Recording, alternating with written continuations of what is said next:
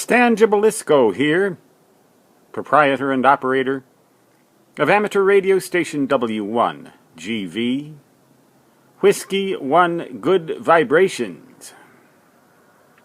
Hailing from the black holes of Dakota Territory, United States of Amateur Radio, where tomorrow threatens to be a true blizzard with 70-mile-an-hour wind gusts and horizontally blowing snow. After all, it's only March. We have 3 months of winter yet to go. But I was just thinking, that's, really quite a feat here.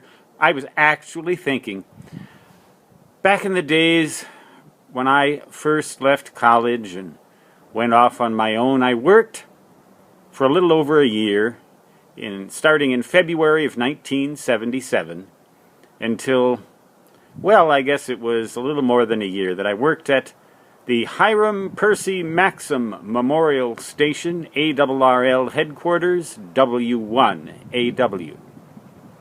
And I just got curious tonight. I wonder what that station looks like today. So, in the Google search box, I simply typed the call letters W1AW. And of course, the first hit that I got was a website for that station that shows photographs of what it looks like today. Back in my time, I worked largely evening and nighttime weekend hours, which was fine with me. It was a 4-day work week, 10 hours. I believe it was Friday, Saturday, Sunday, and Monday, or something like that. And I used to have almost every weekday free, and did a lot of things that a lot of people can't do for pretty close to minimum wage at that time, but it was a dream job for a young radio ham. Well, I looked at the equipment they have today, and I wonder what would have happened if I'd have stayed at ARRL Headquarters and was still working there today. What would my position be?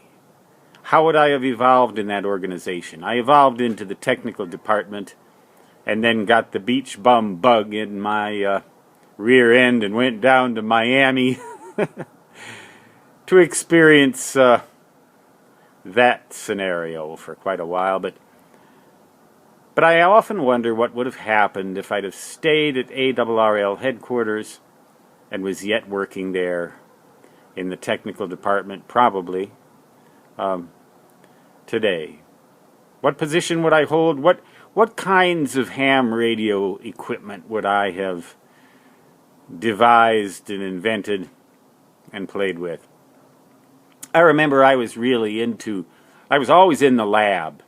Always in the lab when I was in the technical department, and I was working on a project for bouncing modulated light beams off of clouds and communicating using the clouds as the, quote, ionosphere for visible light waves. Doubtless that would have irritated the Federal Aviation Administration, but we would have found a way around that. But I remember getting launched on some of those, and things have come so far since then. I wonder sometimes.